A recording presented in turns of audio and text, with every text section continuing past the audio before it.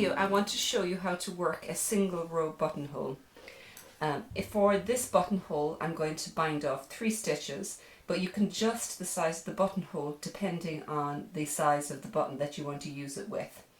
Now what we're going to do is we'll bind off those 3 stitches, then turn around and using a cable cast on, we will cast on 1 more, so 4 stitches, and then pull 1 stitch over the very last one to close off the loop. So let me show you how you work it now. You bring the yarn to the front, slip the next stitch from the left needle to the right needle, bring that yarn back and slip the next stitch over. Now we're going to bind off the first one by lifting it over, slip the next one over, bind off number 2, and now we're going to slip the third one over and bind off number 3. Now we'll slip that final stitch back to the left needle, and you can see that's going to be the bottom of your buttonhole there.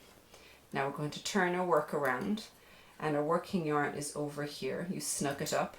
We're going to use a cable cast on to cast on 4 stitches, so 3 bound off plus 1 extra.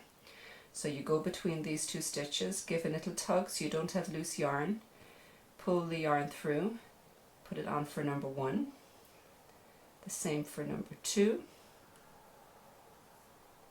number 3, and number 4.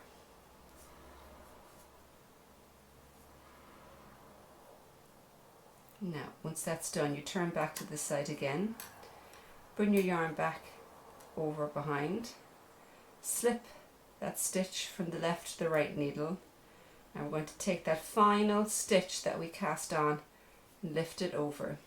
Give the yarn a gentle tug, not too much, but just enough so that there's no slack, and continue on working in whatever pattern stitch you have been working, and you'll have created a single row buttonhole. The bottom is bound off and the top is cable cast on.